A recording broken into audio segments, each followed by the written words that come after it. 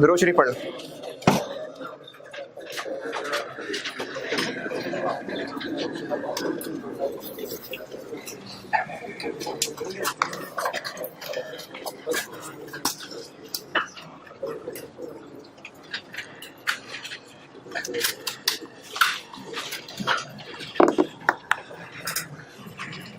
कल एक कैलकुलेशन कही थी करने के लिए,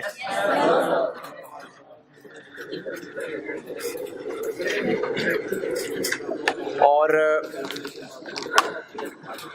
उससे रिलेटेड आपके सवालों के जवाब मैंने कल नहीं दिए थे।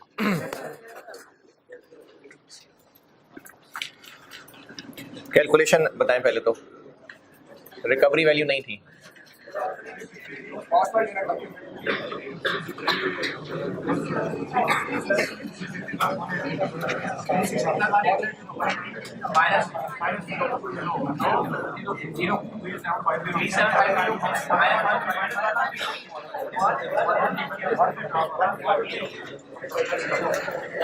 कैलकुलेशंस अगर की हैं तो इन फिगर्स पे कोई एतराज है तो बताएं। यही है।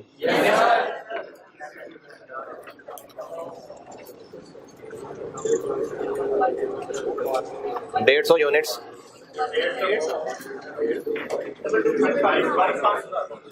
22। कैलकुलेशन में कुछ पूछना है तो पूछा। अच्छा, इस पे सवाल दोबारा बता दें, क्या क्या सवाल है? क्या हुआ? हाँ,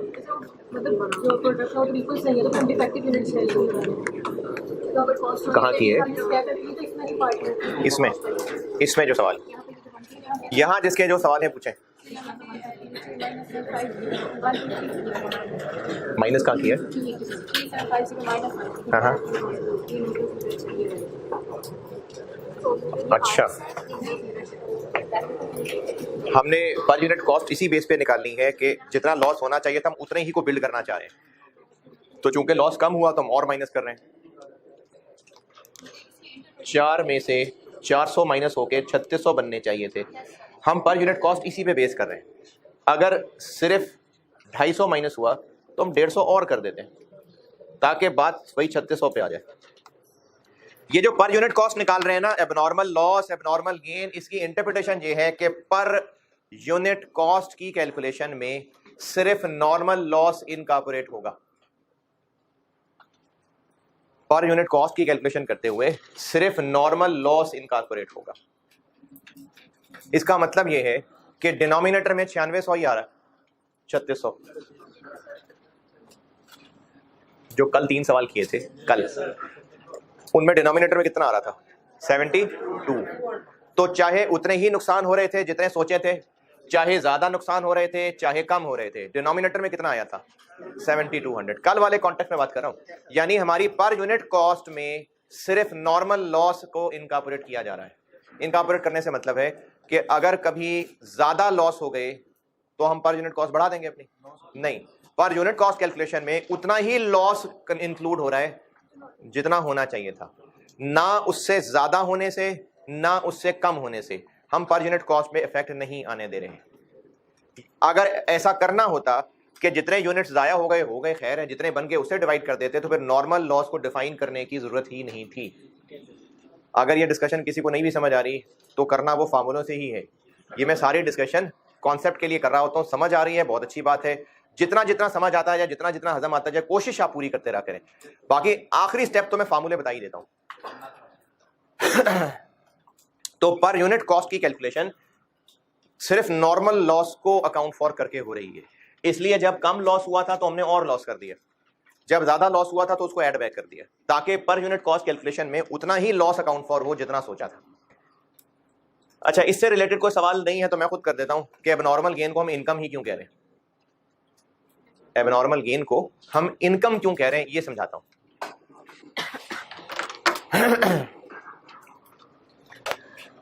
अच्छा, इस सवाल से रिलेटेड जो भी अब डिस्कशन करने लगा हूं वो सिर्फ और सिर्फ और सिर्फ नॉलेज के लिए।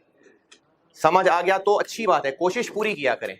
लेकिन कम से कम दर्जा जो होता है वो बता दिया करता हूं। कम से कम दर्जा ये है कि फार्मूले हैं, आपसे ये लगाने आने चाहिए फार्मूले। रीजन बताने लगा हूं कि ये 22,500 इनकम क्यों है। ये जो खर्चे हुए हैं टोटल प्रोडक्शन कॉस्ट कितना 360 और चले 180 कितना 540। मैं ना आपको सिर्फ समझाने के लिए कि ये इनकम क्यों बन रही है, सिर्फ समझाने के लिए एंट्री इस शक्ल की कर रहा हूं जो करने लगा हूं, वरना असल में एंट्रीज थोड़ी डिफरेंट होती हैं। सिर्फ आपको एक पॉइंट कन्वे करना चाह रहा हूं। ये खर्चा हुआ है मतलब पैसे गए ना जेब से, मटेरियल खरीदा, मशीन में डाल दिया, पैसे जेब से गए, लेबर ओवरहेड पैसे खर्च कर दिए, तो 540 है जो पैसे जेब से जा रहे हैं। इस खर्चे के बदले बन क्या रहा है, यूनिट्स, जो कि हमारा एक इन्वेंट्री है, स्टॉक है, जो अगले डिपार्टमेंट को जा रहा है। कितने यूनिट्स बन रहे हैं? 3750 कि 3600? 3750 कितने वाले? कितना? 562। हम इतना कैश खर्च करके इतने के यूनिट्स कैसे बना रहे हैं? 540 खर्च करके हमने 562 के कैसे बना लिए यूनिट्स? हाँ तो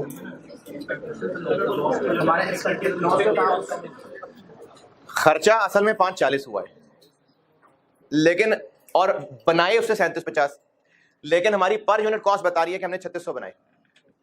150 इंटू 3600 करें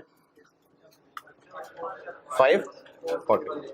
हमने पर यूनिट कॉस्ट ऐसे निकाली है जैसे 3600 यूनिट्स बताए। हमने पर यूनिट कॉस्ट ऐसे निकाली है कि जैसे 540 में 3600 यूनिट्स बने, जबकि बन कितने गए? तो इसलिए वो ज्यादा बन गए तो इन्वेंट्री ज्यादा की नजर आ रही है, खर्चा तो थोड़ा ही है। तो अब ये 562,500 3600 वाकई खर्च करके बने और बाकी 150 चुंगे में बन गए। इस तरह ये 562,500 के यूनिट्स बने। तो ये जो चुंगे में जादू से बन गए बगैर खर्चा किए, हमारी इनकम है। देखें, खर्च करके इतने यूनिट्स तो स्टोर में आए ही आए, इतने और मुफ्त में आ गए, तभी तो इन्वेंट्री 562 कर दी। तो अब ये जो बगैर कोई खर्च किए मुफ्त में हमें इतने यूनिट्स पड़ गए, बन गए, तो ये एक इनकम वाली बात ही है ना। ये क्रेडिट इनकम करेंगे तो ये टैली होगी डबल एंट्री, इसलिए ये नॉर्मल गेन इनकम बनती है कि खर्चा थोड़ा हो रहा है लेकिन यूनिट्स हमारे ज्यादा बन रहे हैं, तो वो डेबिट क्रेडिट पूरा ही नहीं होगा, वो पूरा ही तब होगा जब हम इतनी इनकम रिकॉर्ड करेंगे। ये इनकम बनाने की रीजन है। जो नहीं सुन रहे वो तो चलो नहीं सुन रहे, जो सुन रहे हैं कोई कुछ समझ आई बात है? हाँ जी, हाथ उठा तो जी। 8,000 इनपुट था, नहीं 4,000 हाँ।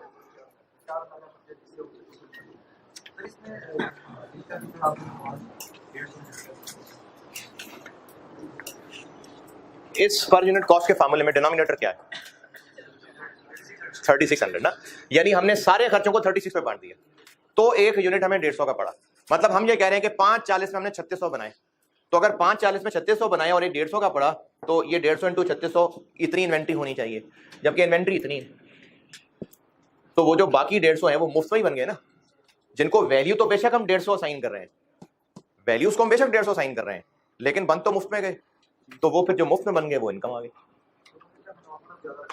है। हाँ ऐसा ही हुआ है, हो सकता है नहीं, ऐसा ही हुआ है। नॉर्मल लॉस रखा था 400, हुआ सिर्फ 250, तो यही तो हुआ है, इसीलिए तो 150 को नॉर्मल गेन कह रहे हैं। इनकम जी,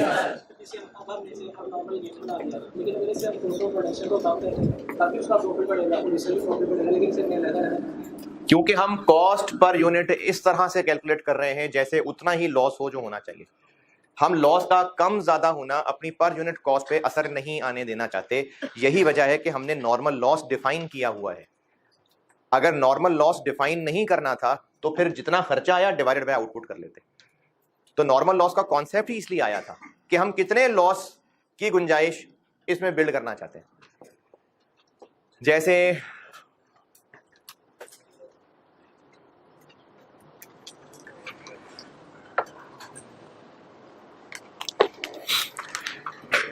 मिसाल इतनी परफेक्ट तो नहीं है, लेकिन शायद मैं अपना बात कन्वे कर सकूं।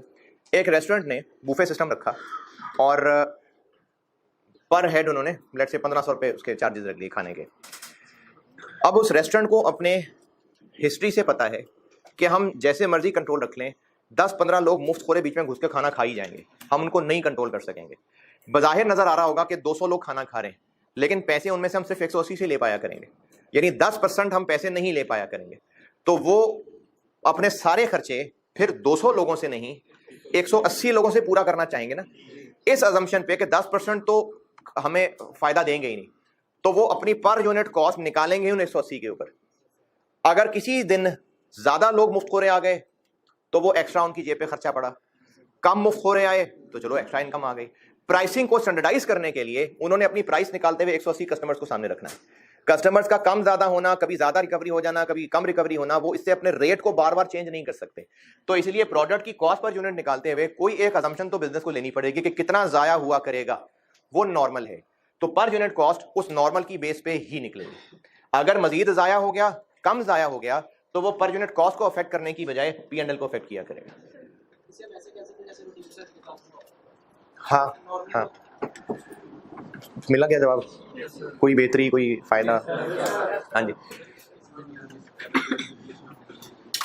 स्क्रैप वाली क्या?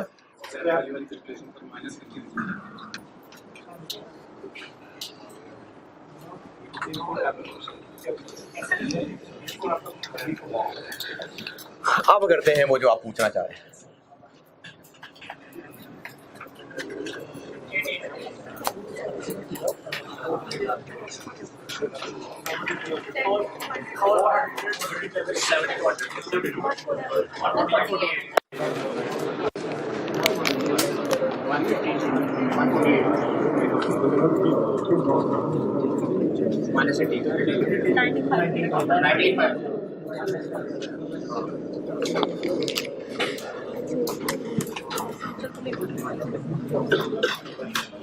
वैल्यूज के हवाले से कोई परेशानी है तो बताएं। कैलकुलेशंस, अब इस पे सवाल क्या है? हाँ जी, अब बोले। यहां से क्यों ना करें? हाँ, यानी आप कह रहे हैं कि जब वो पूरे यूनिट्स हैं तो उनकी स्क्रैप वैल्यू किस बात की? ठीक है, और सवाल? नहीं, यही तो हो गया ना, और इसके अलावा? जब हमारे पास यहाँ पे गेन आ रहा है, वो एबनॉर्मल और नॉर्मल सेंसिटिविटी हमको कुछ ट्रैक करने में से कुछ नॉर्मल लॉस हो गए हैं, हालांकि हमें आज भी इसका हाँ जी,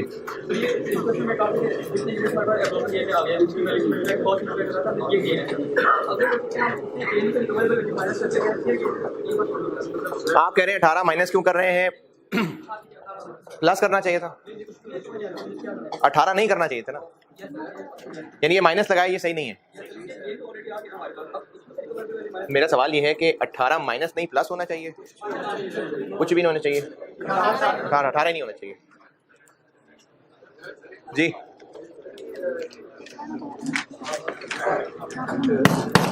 जी जी,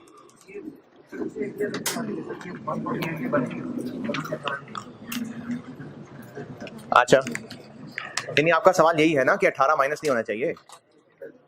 हाँ, तो वो हर जबान में ये सवाल आ रहा है, 18 नहीं होना चाहिए ना। ओके, हाँ जी,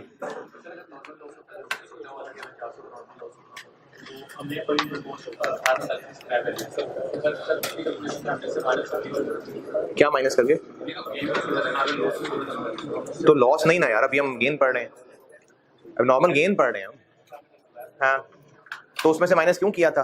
क्योंकि हमारा खर्चा नेट ऑफ रिकवरी एक्सपेंस होता है ना, पैसे डूब गए, नहीं थोड़े से मिल गए, तो नेट ही एक्सपेंस है ना यार। अभी ना लॉस अलग से पूछना, वो इसमें मिक्स ना करो, अभी नॉर्मल गेन लिखा हुआ मैंने। हाँ जी, तो फिर क्या मसला है, क्या करें? तो यहाँ माइनस नहीं होना चाहिए।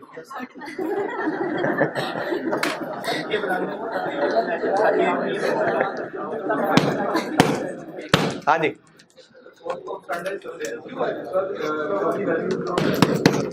जी जी,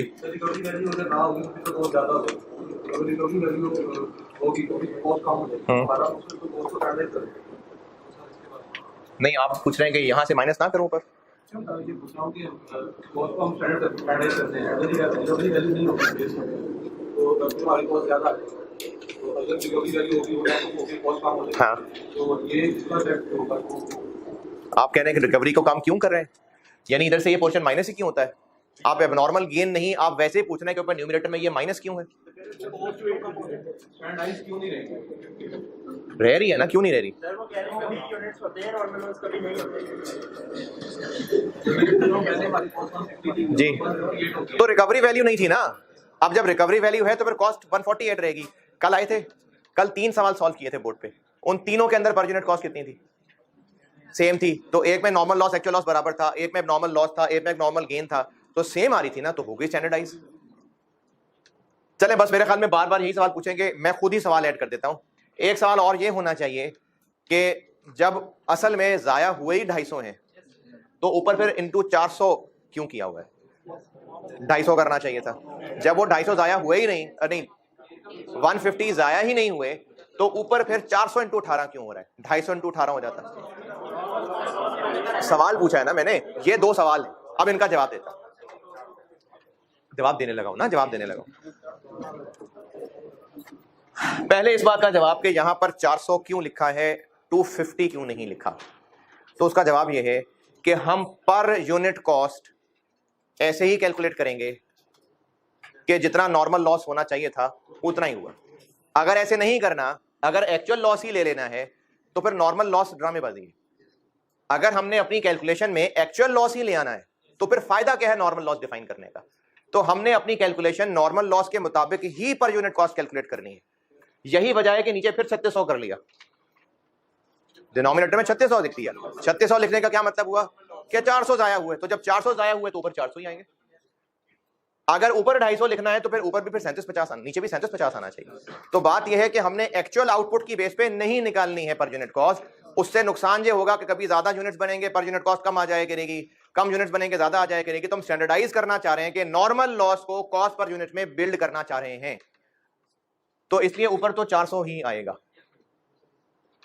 ओके, ऊपर 400 ही आएगा। अब रहा मसला कि इसमें से 18 क्यों माइनस कर रहे हैं। 2 तरीकों से जवाब देता हूं, आपने इतने सारे तरीकों से पूछे तो मैं 2 तरीकों से जवाब देता हूं। अगर समझ आ गए तो ठीक है, नहीं तो करना तो ऐसे ही है। पहला तरीका, ये सब खर्च हुआ है, ये सब कैश आउट हो रहा है, और खराब यूनिट्स बेचेंगे तो कैश इन होगा। कितना कैश इन होगा? टोटल कितना कैश इन होगा?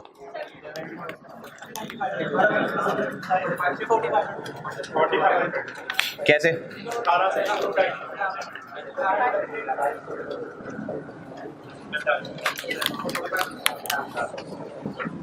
तो नेट कैश तो फिर 35,500 गया ना। इतना खर्चा हुआ, इतना पैसा जेब से गया, और जो खराब यूनिट्स हैं वो कबाड़ियों को बेच देंगे तो कैश आएगा। कितना कैश आएगा? जितने बेचेंगे उनका कैश आएगा। कितने बेचेंगे? 250 ना, 400 थोड़ी बेचेंगे। कबाड़ियों को तो 250 ही बेचेंगे, 400 है ही नहीं खराब, तो बेचेंगे कहां से 400? तो हम असल में तो 250 ही बेच पाएंगे। तो इतना कैश खर्च हो रहा है, इतना आ रहा है, मतलब नेट इतना खर्च हो रहा है, नेट इतना खर्च हो रहा है।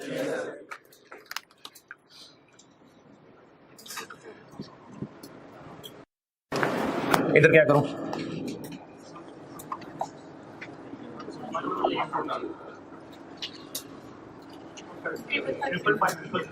ट्रिपल 5, तो ये एंट्री तो पूरी नहीं हो रही। कितना क्रेडिट डालेंगे तो एंट्री पूरी होगी?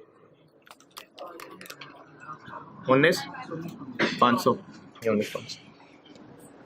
19,500 लिखेंगे तो फिर डबल इफेक्ट पूरा होगा, वरना तो डबल इफेक्ट नहीं पूरा होगा। 19,500 ही की जगह है ना, और की जगह ही नहीं है, तो इसलिए 19,500। एक जवाब। दूसरा जवाब,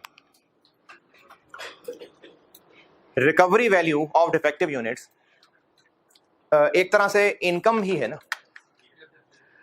या तो उसको इनकम बना रहे हो या एक्सपेंसेस में से नेट कर रहे हो। बात तो क्रेडिट इफेक्ट ही है ना। तो असल में यूनिट्स कितने खराब हुए हैं? असल में 250 हुए हैं। अभी हम 400 इंटू 18 कॉस्ट में से लेस कर चुके। दोबारा सुने, रिकवरी वैल्यू को इन कंसिडर करना एक तरह की इनकम ही है ना, चाहे वो P&L में इनकम बने, चाहे वो कॉस्ट में से एडजस्ट हो जाए, बात तो वही हो रही है ना, इनकम टाइप इज्जत मिल रही है इसको। तो असल में नुकसान तो है ही 250, जबकि हमने ऊपर क्या कर लिया 418 माइनस कर दिया। तो कितना इंटू 18 फालतू माइनस हो गया, 150 इंटू 18 फालतू माइनस हो गया ना। असल में तो सिर्फ 250 ही है, तो 150 इंटू 18 एक्स्ट्रा ऊपर इनकम बन गई है, तो वो फिर इनकम में से हटा लें। हम इसको इनकम बनाने जा रहे थे, हम इसको इनकम बनाने जा रहे हैं ना, तो 150 इंटू 18 फालतू इनकम बना चुके, जबकि असल में तो नहीं है, तो फालतू बना ली। तो जिसको इनकम बनाने जा रहे हैं फिर उसको माइनस कर, ये इसलिए 18 माइनस कर दिया। नहीं समझ आया?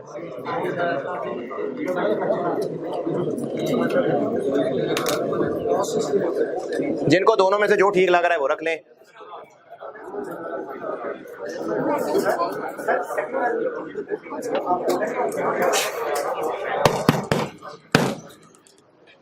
जब हम रिकवरी वैल्यू को माइनस करते हैं तो ये एक तरह की इनकम बनाना ही है ना, आल्दो के ऐसा इनकम नहीं है, लेकिन खर्चों में से माइनस हो रही है, तो इफेक्ट तो वही पड़ रहा है। तो हम 400 इंटू 18 को इनकम टाइप चीज कह चुके, जबकि असल में सिर्फ 250 यूनिट्स हैं जो खराब हुए हैं। असल में कबाड़िए को बिकने ही 250 यूनिट्स हैं, असल में पैसा आना ही 250 यूनिट्स का है।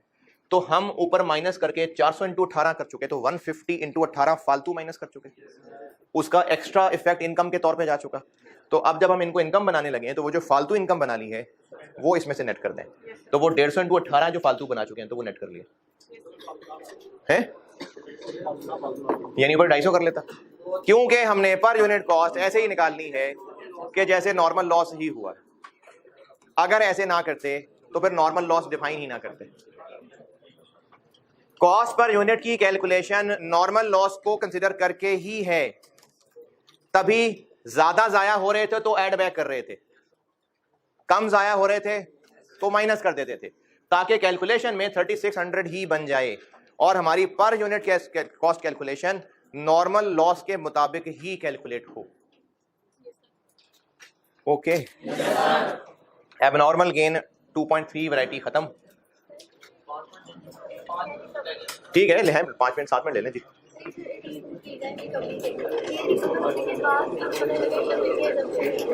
क्या रिकवर होने के बाद पता चला? यानी असल में इतने का बिका है या शुरू में अंदाजा लगा है, ये बात। ये सारी कैलकुलेशन महीने के स्टार्ट में हो रही है, सब फ्यूचर एक्सपेक्टेड वैल्यूज हैं, या महीना गुजरने के बाद एक्चुअल डाटा है? तो महीना गुजरने के बाद एक्चुअल डाटा है। ये 18 रुपए भी एक्चुअली में पता है कि हमने इसको कबाड़िए को डिफेक्टिव यूनिट्स 18 में बेचने हैं, ये सारा कुछ एक्चुअल पता है हमें। चलें, जो कुछ लिखना लिखाना कर रहे हैं लिख लें, फिर आगे चलते हैं।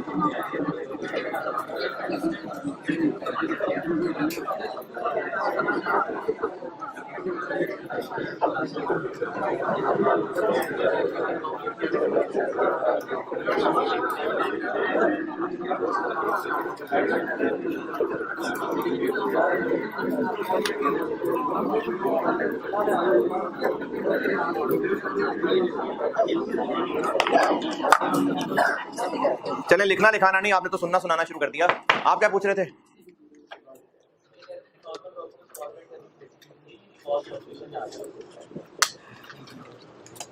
चले ठीक है, हाँ ऐसे ही कि हम स्टैंडर्डाइज करने के लिए कुछ ना कुछ लॉस तो बिल्ड करें, क्योंकि लॉस होता है।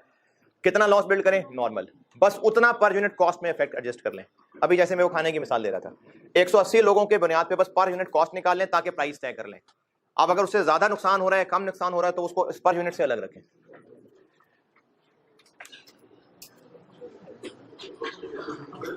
ऑनलाइन वालों में से किसी ने कुछ पूछना हो?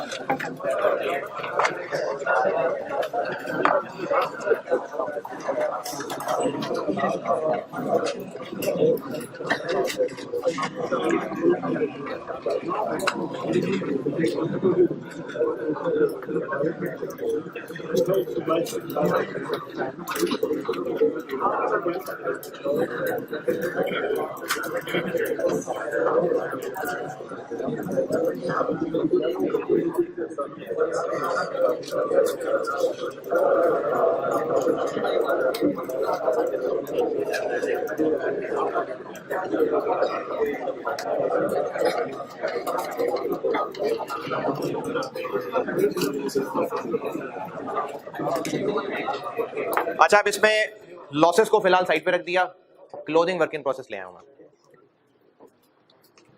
मिसाल के तौर पे जून के महीने में प्रोसेस 1 में इनपुट हुआ 10,000 यूनिट्स और मंथ एंड पे closing work in process 400 units, तो आउटपुट हो गए 9600।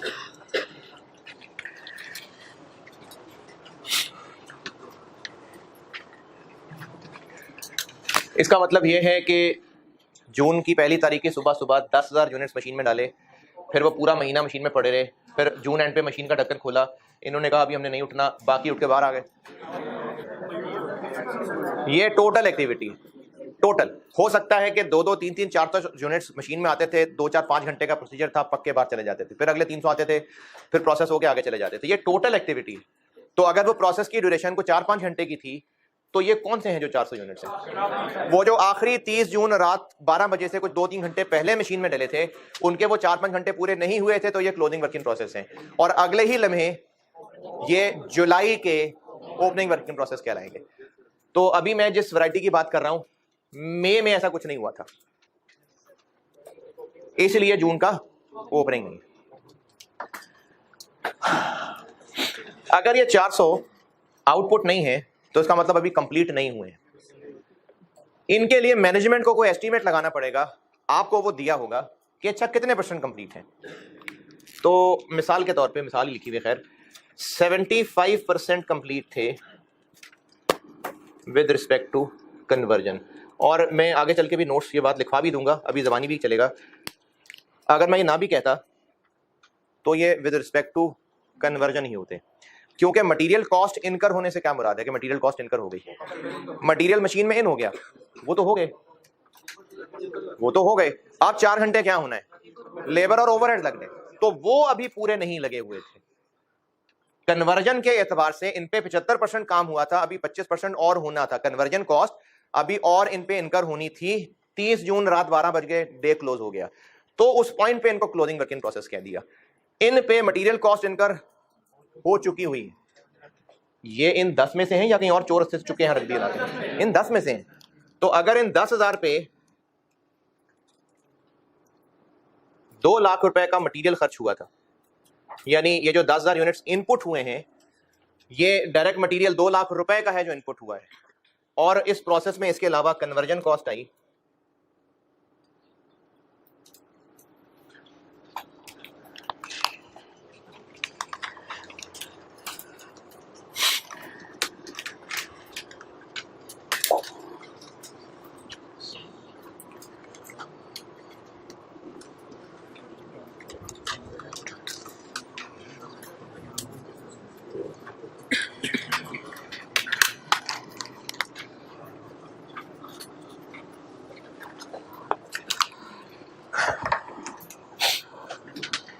इन पे जो कॉस्ट इनकर हुई है कन्वर्जन, इन पे नहीं, मतलब पूरे महीने में जो कन्वर्जन कॉस्ट इनकर हुई है वो 3,96,000 इनकर हुई है। हाँ, कौन है किधर? नहीं, इस महीने में लेबर कन्वर्जन का इतना खर्चा हुआ है, अब मजीद हो जाता तो ये भी पूरे हो जाते। जितना को हुआ था ये पूरे होके आउट हो गए, ये अभी प्रोसेस में रह गए, तो इन पे जितना को खर्चा लग चुका हुआ था वो सब इसके अंदर शामिल है। यानी for the month labour cost FOH इतनी है।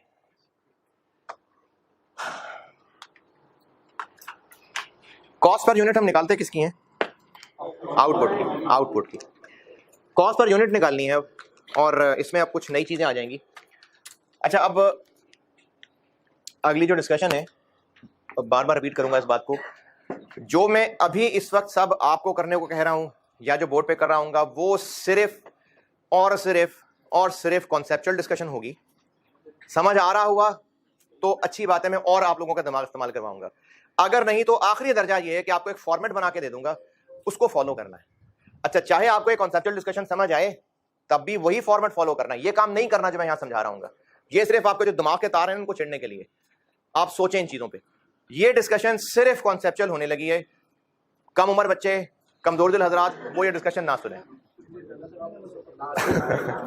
तो जो भी यहाँ कैलकुलेशन करने लगा हूं वो सिर्फ कॉन्सेप्चुअल डिस्कशन है, एज लॉन्ग एज आप उसको हजम करते रहें। हजम कर जाएं, बहुत अच्छी बात है। मैंने सबको पढ़ाना, जिन्होंने पास होना है इनको भी, जिन्होंने सर्टिफिकेट देना है इनको भी। कॉन्सेप्चुअली डिस्कस कर रहा हूं, आखिर में एक टेबल बनाऊंगा और सब ने फॉलो वो करना होगा। जो इस सारी कॉन्सेप्चुअल डिस्कशन को समझ भी जाएं, इक्वेशंस भी कुछ हो सकता है बना रहा हूं मैं। आपने सवाल सॉल्व करते हुए ये सारी डिस्कशन नहीं करनी, आपने बनाना वो फॉर्मेट ये जो सिखाऊंगा। तो फॉर्मेट तक पहुंचने से पहले सारी डिस्कशन सिर्फ नॉलेज के लिए होने लगी। आपसे रिक्वायर्ड है कॉस्ट पर यूनिट कैलकुलेट करें, जैसे तैसे समझ आती है। जी करें। है जी, बस जो है सामने है आपके, मैंने बता दिया सारा कुछ। जो यूनिट्स इन हुए थे मटेरियल के, यही डायरेक्ट मटेरियल कॉस्ट पे इनकर होना है। कन्वर्जन कॉस्ट पूरे महीने में इतनी आई है, जो इन पे भी है उन पे भी है, सब पे है।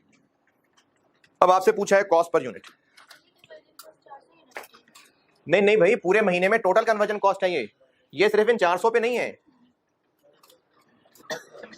पूरे महीने में जितनी लेबर कॉस्ट थी, जितने ओवरहेड्स थे, फॉर द मंथ ये खर्चा है। उन वर्कर्स ने ये बना के आगे भेज दिए, ये अभी बना रहे थे। बिजली का बिल, मशीनों का, जितना पूरा महीने मशीनें चली हैं, ये टोटल है। उसका रिजल्ट ये आउटपुट हो चुके हैं, ये अभी तक मशीनों में है। तो ये सिर्फ इन 400 का खर्चा नहीं लिखा मैंने, ये प्रोसेस 1 में for the month of June आने वाले टोटल खर्चे लिखे हैं ब्लैक में। और कोई चीज क्लियर करनी है तो कर लें पहले, पर यूनिट कॉस्ट निकालते हैं से पहले। जी, ये इन 400 की बात की मैंने। किन समेत? इतने बच्चे कैफ पास कर गए, इन बच्चों के 2-2 3-3 पेपर रहते हैं। तो अब ये वो हैं जिनके अभी पेपर रहते हैं, ये और हैं वो और हैं। हाँ, उनके 6 पेपर पास हो चुके हैं, बाकी 3 होने हैं जी, लेकिन वो अगले महीने ही हो सकेगा, वो अगले अटेम्प्ट में हो सकेगा। तो ये और ये 2 डिफरेंट हैं, है ये दोनों इनमें से। ये वाली यूनिट से चालू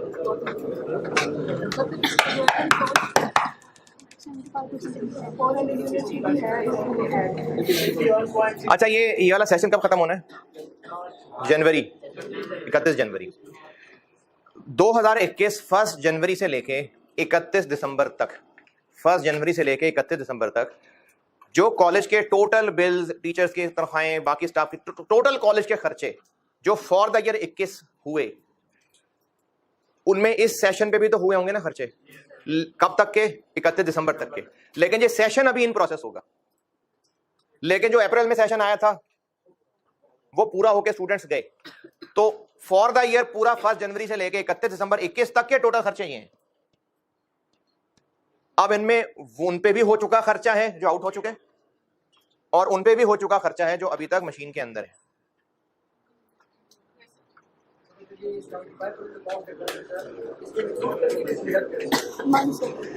आपने फैसला करना है कि डिडक्ट करना है कि ऐड करना है। मैंने सिर्फ आपको फैक्ट समझाए हैं।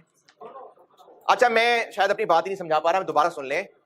फॉर द मंथ का रिजल्ट ये है कि इस बिजनेस ने इस प्रोसेस में टोटल इतने खर्चे किए हैं।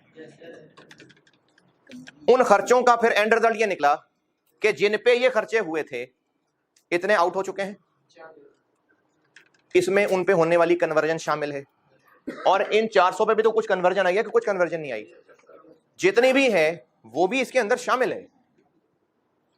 अब इसमें क्या चीज है जो मजीद नहीं समझा पा रहा? जो सामने चीजें लिखी हैं वो समझ आई हैं। चले, अब आपसे पर यूनिट कॉस्ट कैलकुलेट करने को कहा। करें सारे कोशिश करें। इस सारी एक्टिविटी में किसी की कोई बेइज्जती वाली बात नहीं है। अगर किसी का आंसर गलत हो रहा है कोई बात नहीं, जो जो इसमें एंगेज है शाबाश। पर यूनिट कॉस्ट कैलकुलेट करें सारे। अगर रजिस्टर गंदा होने का मसला है कहीं और पेजेस पे कर लें।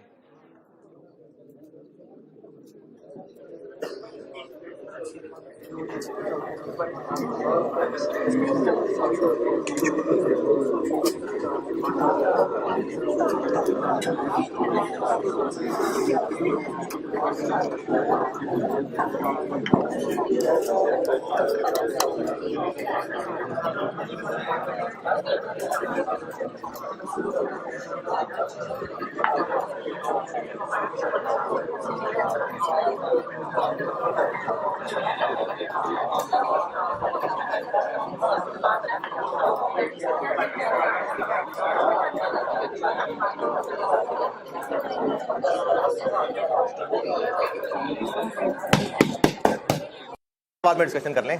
हाँ जी, हाँ। ये तो आपने सोचना है। मैंने तो आपसे कॉस्ट पर यूनिट निकालने को कहा है। जो समझ आ रहा है करें, जैसे समझ आ रहा है करें ना कोशिश। फिर आपको वो डाटा समझ नहीं आया, करें सारे ट्राई करें। करता हूँ डिस्कस।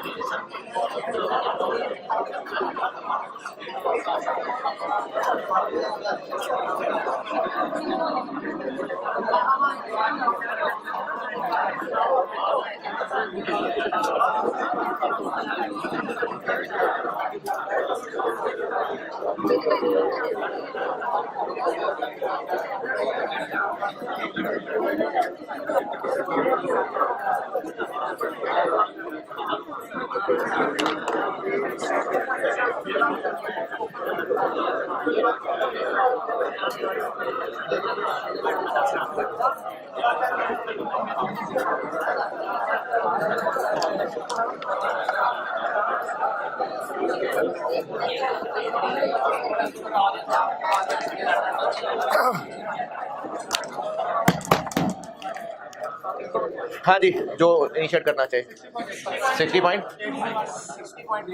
कैसे कैसे 60.85 कैसे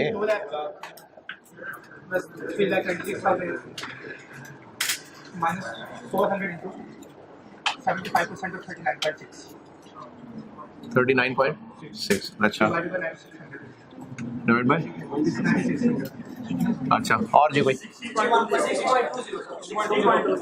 60.20 61 पॉइंट चलो 61 बता दो 61 पॉइंट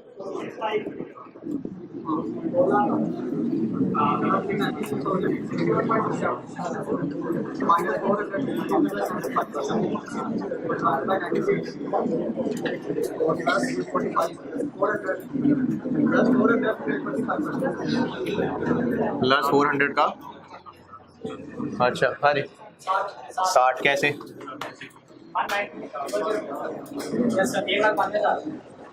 अच्छा प्लस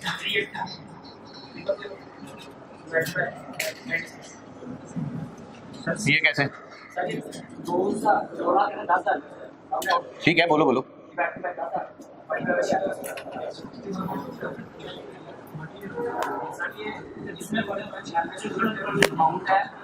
प्लस माइनस बताओ ना क्या करूं Plus multiple x plus 400 into 0.75 is equal to 396. 39 Plus x are equal to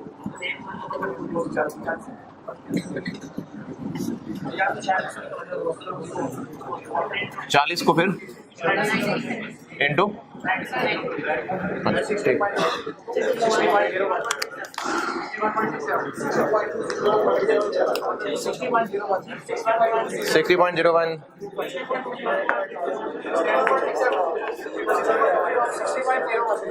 60.20 वाले बता दे चले 60.20 596 क्या है अच्छा सारा ठीक है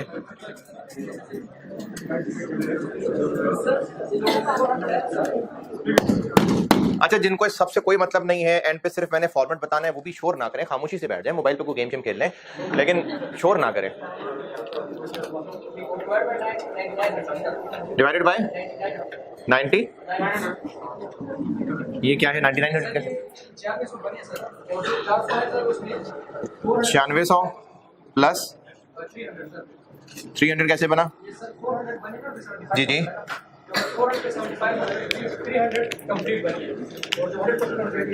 अच्छा ठीक है और कुछ 60.01 कैसे बनी बताओ अच्छा को आसान अल्फाज वाला को बताए कैसे सर ये मैंने यही करा कि क्वेश्चन लेके, लेकिन मैंने 0.75 नहीं किया, 400.75 से किया। मैंने किया x ओवर 100 into 75 और मेरा आंसर है 1.5। x ओवर 100 इंटू 75, तो आपने 0.75 x ही किया है। x इंटू 7, बताओ क्या किया है? x over 100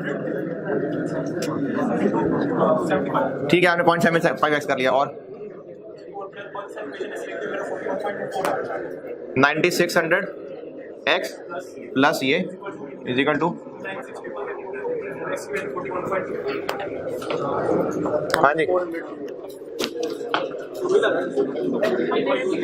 60 72। कैसे सर हमने ये अज्यूम किया कि ये जो अज्यूम करने की क्या जरूरत थी?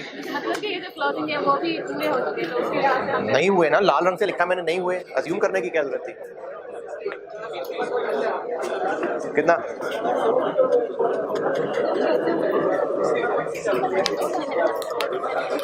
कैसे? बस ये आखिरी है। हाँ जी,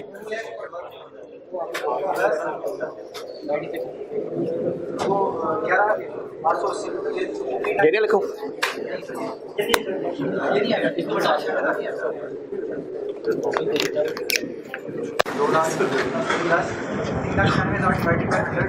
तो 3,96,000 था ना यार, इसको के इन सबको।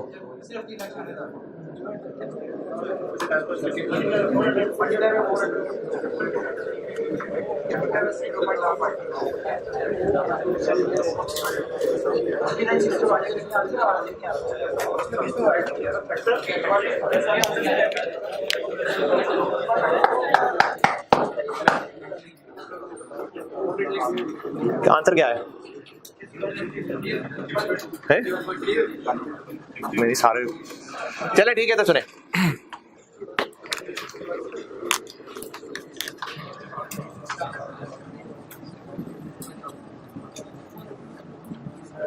ऐसे नहीं किया किसी ने? किया। क्या आंसर आया?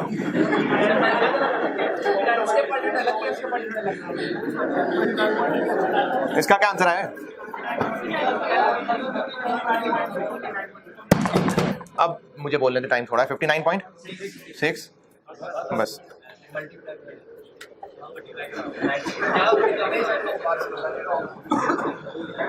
अच्छा, इसमें क्या गलती है?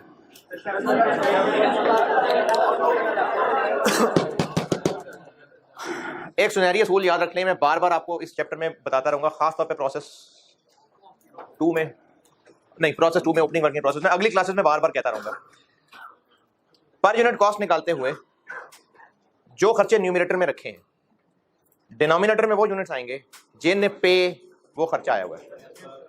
इसको एक और तरीके से, डिनोमिनेटर में जो यूनिट्स रखे हैं, न्यूमरेटर में वो खर्चा आएगा जो उन पे आया हुआ है। ठीक है, इनका आपस में ताल्लुक है। ये जो आंसर निकला है 59.6, ये per unit of what? Per unit of, हमने कॉस्ट पर यूनिट किसकी निकालनी होती है? आउटपुट की। तो अगर पर यूनिट आउटपुट की, तो हमें डिनोमिनेटर में आउटपुट रखना चाहिए था। चलें फिर ऐसा करते हैं कि इसकी जगह 90,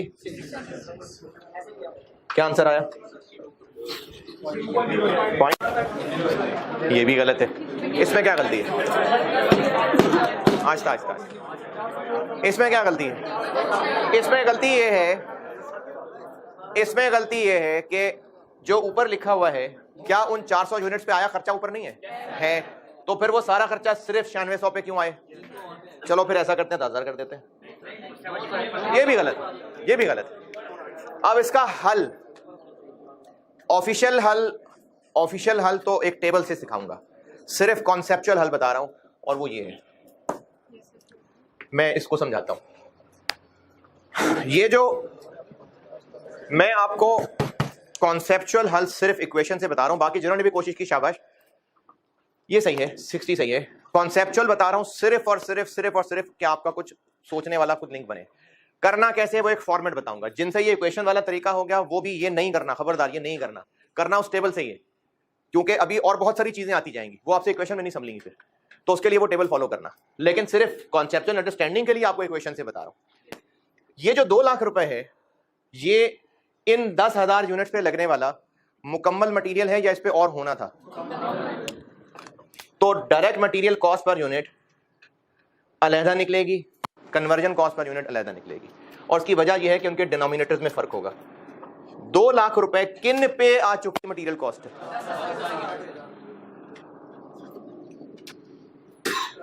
20। ये हो गई मटेरियल की per unit cost.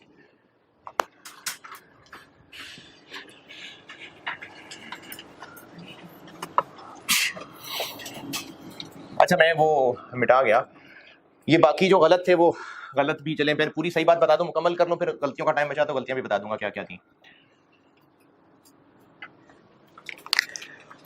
Per unit cost 60 तक पहुंचने के लिए 2 टुकड़ों में पहुंचूंगा। क्यों? क्योंकि डिनोमिनेटर फर्क है। 2 लाख का डिनोमिनेटर और है। ये 2 लाख रुपए मुकम्मल तौर पे किन यूनिट्स पे खर्च हो चुका है? 10,000। ये मटेरियल का हिस्सा आ गया। कन्वर्जन सुने, ये जो 3,96,000 है, क्या ये सिर्फ इन पे आया खर्चा है? ये इन पे आया भी खर्चा है।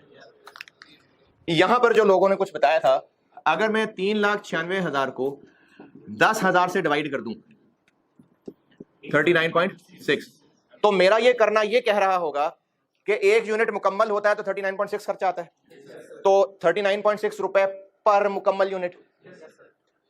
तो क्या ये मुकम्मल यूनिट्स हैं?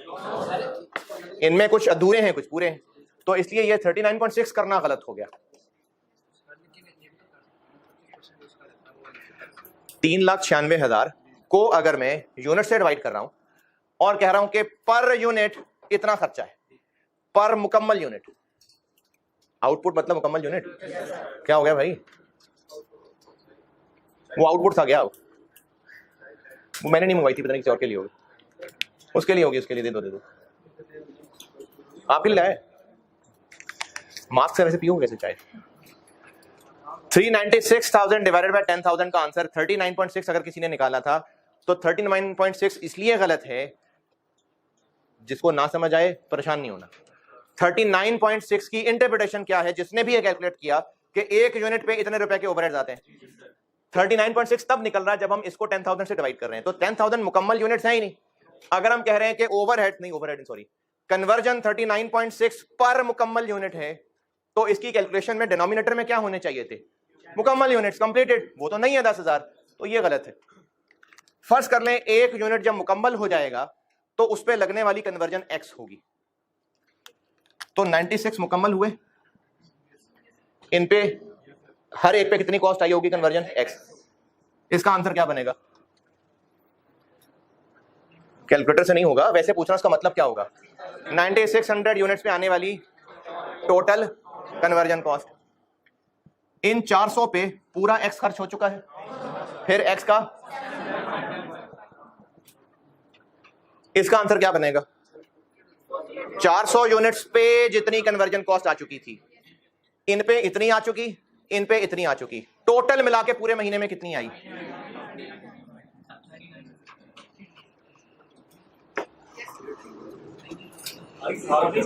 तो अब इसमें अगर हम x फाइंड करें, वो भी मैं आपको बल्कि स्टेप से करके देता हूं। इसमें से x कॉमन लें, क्या बचेगा?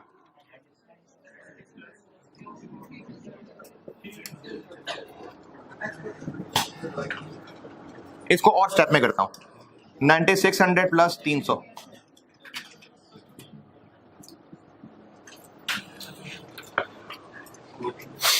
तो x कितना निकल आएगा? 40। तो जब कोई यूनिट मुकम्मल हो चुका होता है, उस पे कितनी कॉस्ट आ चुकी होती है? 60 रुपए। 20 रुपए का मटेरियल लग चुका होता है और 40 रुपए की कन्वर्जन लग चुकी होती है। दोबारा, जो यूनिट्स आउटपुट हुए हैं, इनकी कॉस्ट 60 है। कैसे? इन पे 20 रुपए का मटेरियल लग चुका हुआ है और 40 की कन्वर्जन। अगर मैं इनकी टोटल कॉस्ट निकालना चाहूं तो क्या करूं? इन पे मटेरियल तो पूरा 20 रुपए लग चुका हुआ है, कन्वर्जन इन पे अभी पूरे 40 नहीं 30 रुपए लगे। ये इनकी टोटल कॉस्ट निकाली जा सकती है। इनकी टोटल कॉस्ट 9600 इंटू 60। तो जो यूनिट्स आउटपुट हो गए, उनकी पर यूनिट कॉस्ट 60 है। जिसके कंपोनेंट्स तोड़ें तो मटेरियल कंपोनेंट इतना है, कन्वर्जन कंपोनेंट इतना है। लेकिन अब ये सेंस बनती है कि एक यूनिट जब इस प्रोसेस को मुकम्मल होके पार कर जाएगा तो उस पे इतने रुपए मटेरियल कॉस्ट इनकर हुई होगी और इतने रुपए कन्वर्जन कॉस्ट इनकर हुई होगी। अब पूछें जो पूछें, क्या चीज?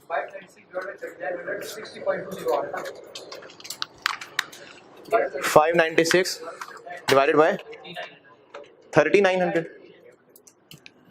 अब आप कर ये रहे हैं कि आप इस 596 में छुपे हुए 2 लाख को भी 99 से डिवाइड कर रहे हैं और 396 को भी 99 से मल्टीप्लाई कर रहे हैं। आप इसको भी इतने से डिवाइड कर रहे हैं, इसको भी इतने से डिवाइड कर रहे हैं। ये सही है, ये गलत है। हाँ, तो आप जो मुझे फार्मूला बता रहे हैं 596 डिवाइडेड बाय 9900, आप असल में ये बता रहे हैं।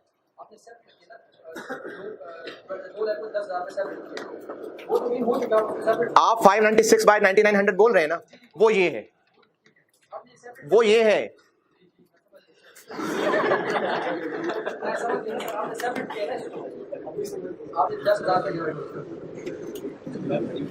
आपने ये कहा है मुझे, आपने 2 लाख को 10,000 तो गलत किया है, कर सकता हूं ऐसे। मैं ये बताऊं इसको अगर सेपरेट करना चाहूं तो कर सकता हूं मैथमेटिकली के नहीं। ये दोनों ऊपर न्यूमरेटर में ऐड हो रहे हैं, क्या ऐसा करना न्यूमेरिकली सही है या गलत है? सही है, ये गलत है, क्योंकि 2 लाख को 99 पे तो नहीं डिवाइड करना, ये तो पूरे 10 पे डिवाइड होना है।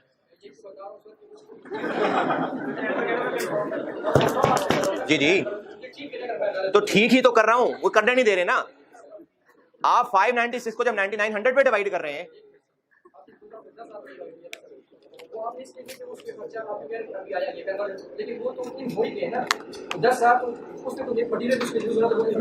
हो गया ना। तो 2 लाख को किससे डिवाइड करना चाहिए पर यूनिट निकालने के लिए? 2 लाख को किससे डिवाइड करना चाहिए? 10,000 से करना चाहिए ना। आप 99 से कर रहे हैं, ठीक है, लड़ाई खत्म। नहीं ठीक है ना, मैं को मारपीट थोड़ी रहा हूँ, सही है ना? समझ आई बात की नहीं? बस ठीक है, शाबाश। इसीलिए ये 15-20 मिनट लगाए हैं, आधा घंटा बस यार। नहीं बस ये जो मैंने यहाँ इक्वेशन से कन्वर्जन कॉस्ट पर यूनिट निकाली है और मटेरियल को अलहदा 20 रुपए निकाला, इसको अलहदा 40 रुपए निकाला, किसी एक को भी ये बात समझ आई? बस यहीं पर बात एंड है। जिसने जो बहस करनी है क्लास के बाद। अब मैं आपको ऑफिस कमजोर दिल साइड पे बैठे हुए थे, अब सारे लोग बात सुने। मैं एक फॉर्मेट बताने लगा हूं, वो फॉलो किया करेंगे आप लोग। आंसर उसका 60 निकल आएगा, लेकिन आप वर्किंग उस तरीके से किया करेंगे।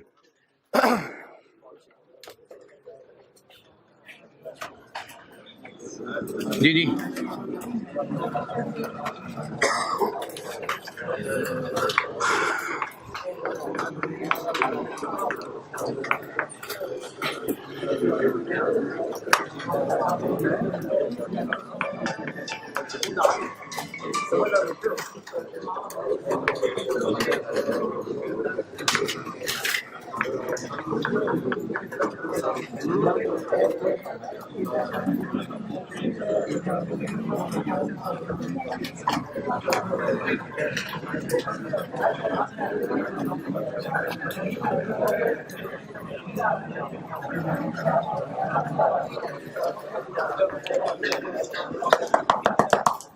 इस वैरायटी की ऐसी इखलाकन थोड़ी सी अंग्रेजी।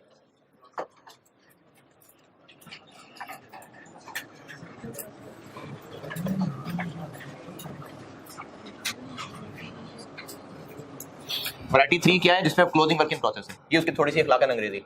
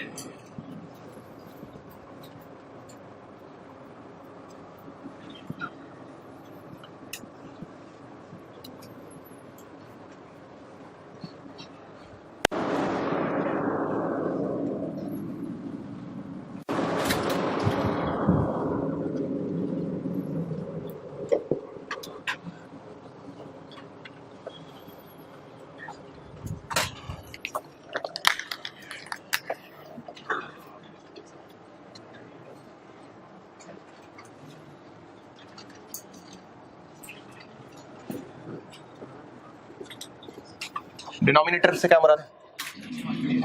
जो हम यूनिट्स जिसे डिवाइड कर रहे हैं,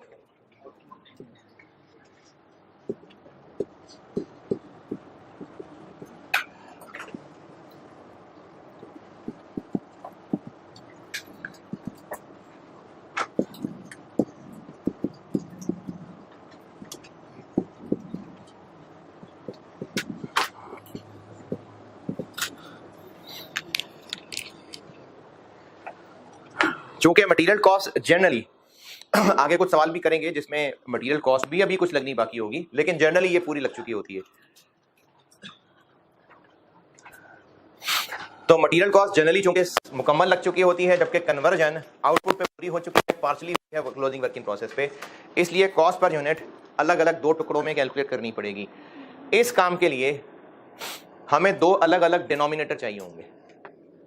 मटेरियल के लिए 10,000, कन्वर्जन के लिए 10,000 नहीं, दो अलग अलग डिनोमिनेटर चाहिए, 96 भी नहीं, 99। तो हमें फिर एक वर्किंग करनी पड़ेगी ये 10,000 और 9900 निकालने के लिए। उस वर्किंग को statement of equivalent production units कहते हैं।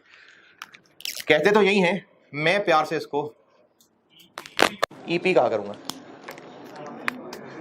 ये सिर्फ मेरा और आपके आपस की ये बात है। आप ईपी, ये एग्जामिनर पॉइंट ऑफ व्यू से ईपी नहीं है, इक्विवेलेंट प्रोडक्शन है। मैं वैसे इसको ईपी कह रहा हूँ।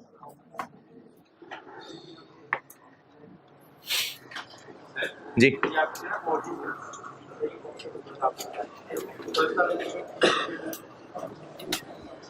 सारी एक ही बात चल रही है, ये लें, एक ही बात चल रही है।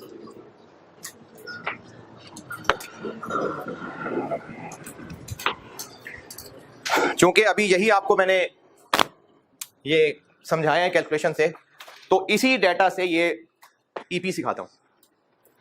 अब ये टेबुलर फॉर्मेट है जो आज की क्लास का कंक्लूजन है, जो आप सब लोग याद कर रहे हैं और फॉलो कर रहे हैं।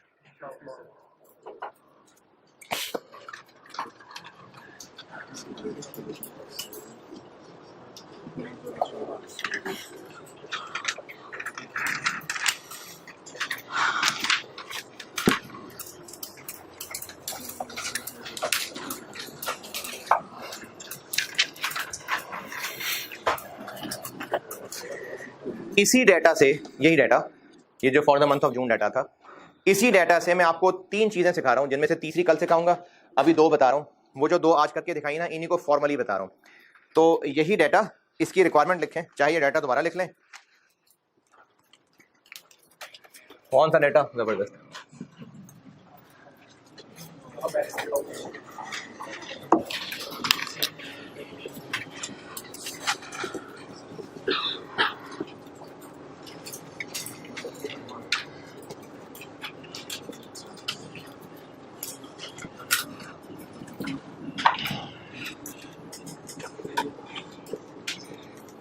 जिन्होंने डाटा नहीं लिखा था ये ले।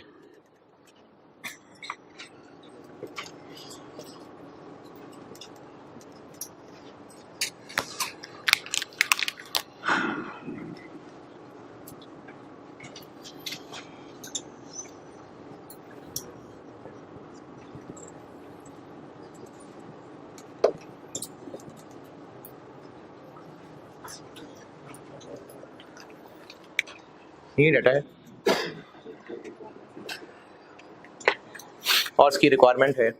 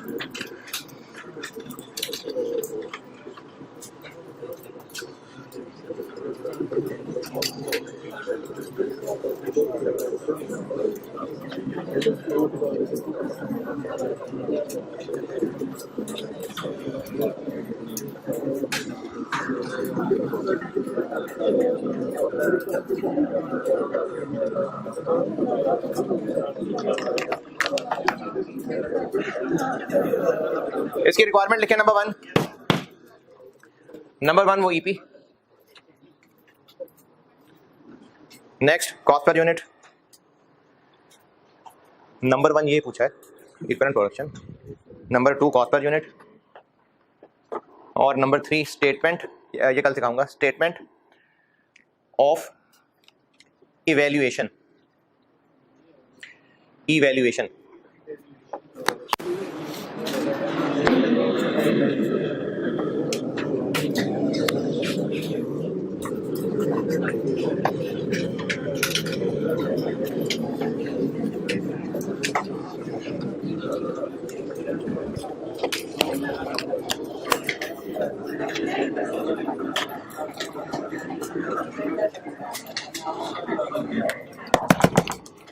थोड़ी सी अंग्रेजी, units, stage of completion, stage of completion, और इक्विवेलेंट यूनिट्स जिसमें 2 कॉलम, एक मटेरियल और एक कन्वर्जन। थोड़ी सी अंग्रेजी, यूनिट्स, स्टेज ऑफ कंप्लीशन की percentage, equivalent units, material, conversion.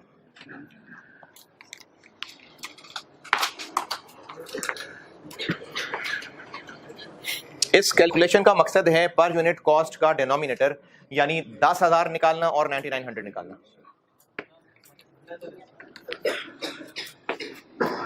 ये निकालना, पर यूनिट कॉस्ट का डिनोमिनेटर निकालने लगे हैं।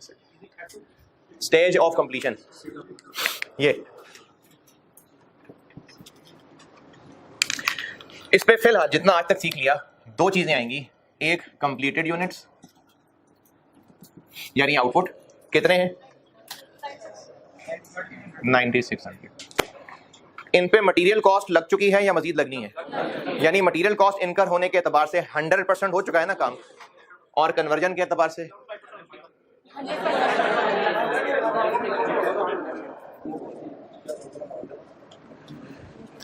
मटेरियल के एतबार से भी 100% मुकम्मल है ये, और कन्वर्जन के एतबार से भी 100% मुकम्मल है।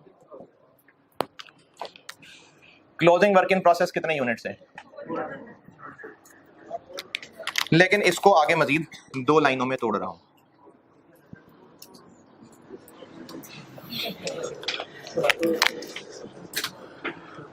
ये 400 यूनिट्स मटेरियल के एतबार से मुकम्मल हो चुके हैं या और काम होना है मुकम्मल, तो ये 400 यूनिट्स मटेरियल के एतबार से मुकम्मल है। कन्वर्जन के एतबार से 400 यूनिट्स मटेरियल के एतबार से पूरे हैं, 400 यूनिट्स कन्वर्जन के एतबार से, this into stage of completion है जी।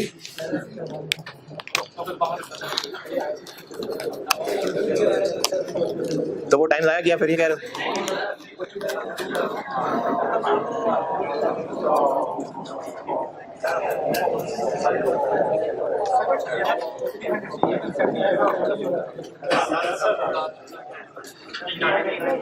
90।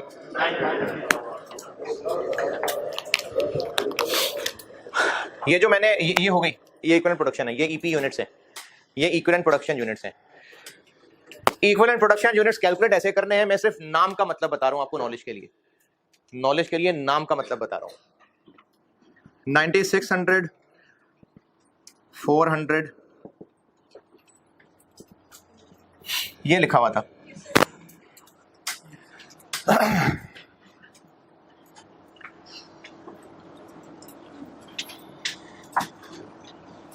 ये क्या बना, अगर मैं 400 इंटू 0.75x करूं या 300x करूं तो एंड आंसर एक ही है ना, पक्की बात। 400 यूनिट्स अधूरे इज इक्विवेलेंट टू 300 पूरे। 400 यूनिट्स 75% काम हुआ हो तो उतना ही टोटल खर्चा आएगा जितना 300 पूरे हुए होते तो खर्चा आता। असल में 400 ही है, लेकिन ओनली फॉर कैलकुलेशन पर्पस 400 पे 75% काम हुआ हो तो इतना ही खर्चा है जितना 300 पूरे हुए हो तो खर्चा है। तो 400 75% complete units is equivalent to 300 मुकम्मल यूनिट्स। अब ये मुकम्मल यूनिट्स हैं, ये मुकम्मल यूनिट्स हैं, अब अधूरे वाले खत्म हो गए। या हैं अभी अधूरे? नहीं, हमने उन अधूरे को इक्विवेलेंट पूरे बना लिया। अब जब ये कंप्लीटेड यूनिट्स हैं तो डिनोमिनेटर में कंप्लीटेड यूनिट्स रखने से आंसर क्या आ जाएगा? Cost per completed unit, cost per completed unit. ये स्टेटमेंट ऑफ इक्विवेलेंट प्रोडक्शन है।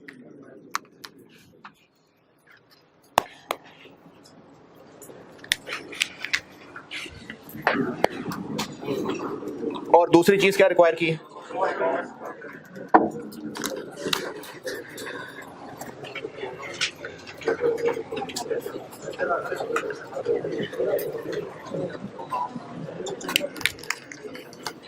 न्यूमिनेटर कितना?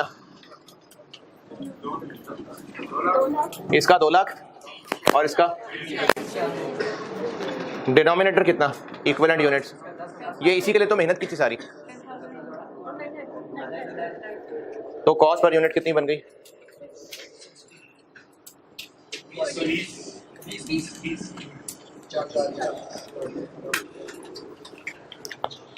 तो वो जो आउटपुट होगा मुकम्मल, उस पे इतने रुपए की मटेरियल कॉस्ट इनकर हुई होगी, इतने रुपए की कन्वर्जन कॉस्ट इनकर हुई होगी। यानी वो जो कंप्लीटेड यूनिट है 60 रुपए का 1 यूनिट कॉस्ट कर रहा है। तो कैलकुलेशन करते हुए ये टेबल बनेगा, इससे पर यूनिट का डिनोमिनेटर निकलेगा, तो कॉस्ट पर यूनिट।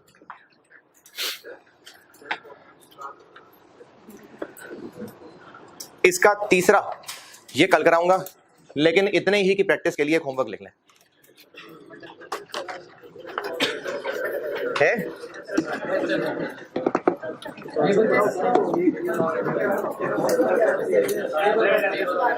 अच्छा, चलें फिर भी लिख लें। अच्छा देखें, कल क्लास में जब आप आके बैठे होंगे तब कर लेना यार, क्योंकि मैं तो रोटी खाते आता 10-15 मिनट लगा ही देता हूँ, वो 2-4-5 मिनट तो मैं लेट हो ही जाता हूँ, तो आप उतनी देर में सॉल्व कर लीजिएगा। ओवरहेड्स और लेबर, अभी इसके लिए सवाल लिखें, कल मेरे आने से पहले कर लिया हो आपने। फॉलोइंग डाटा फलाना फलाना फलाना for process 1 for the month of May, following data relates to process 1 for the month of May.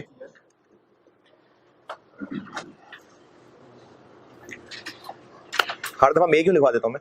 क्योंकि स्पेलिंग छोटी है ना, तो आपको शर्मिंदा नहीं होना पड़ेगा गलत स्पेलिंग लिख के। ये सबको आते होंगे, नहीं तो फेब्रुअरी लिख लें। अच्छा लिखें लिखें लिखें, आगे लिखें। डायरेक्ट मटेरियल कॉस्ट लिखें, लिखें direct material cost.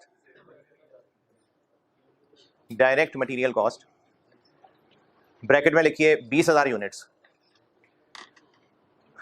20,000 units bracket बंद, और आगे मटेरियल कॉस्ट है 240,000, 2,40,000 रुपए। 240,000, 240,000, 240। अच्छा, लेबर कॉस्ट 150,000, 1.5 लाख रुपए। Actual FOH 102,000, 1,02,000, 102,000। चलें, कॉस्ट ये हो गई। उसके बाद लिखिए FOH is applied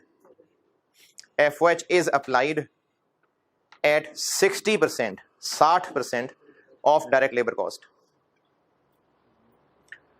60% of direct labour cost.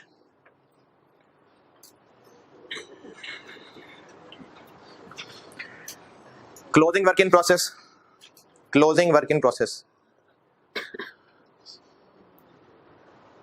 500 units हैं, 500 यूनिट्स।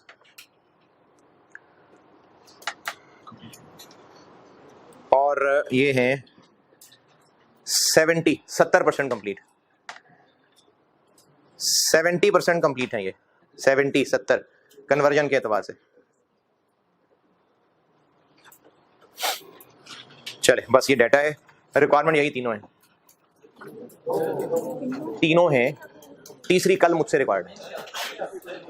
इक्विवेलेंट प्रोडक्शन वाली वर्किंग बना दीजिए, कॉस्ट पर यूनिट ये आप निकाल लीजिएगा, स्टेटमेंट ऑफ वैल्यूएशन मैं बताऊंगा। ठीक है, अल्लाह हाफिज। हाँ जी।